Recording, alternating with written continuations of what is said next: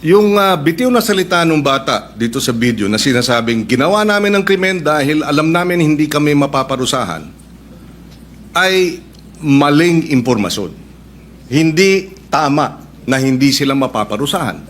At yung mga edad 16, 15, oo, menor de edad, pero maliwanag sa batas na maaari silang litisin bilang mga nasa hustong gulang na kapag napatunayan na meron silang discernment.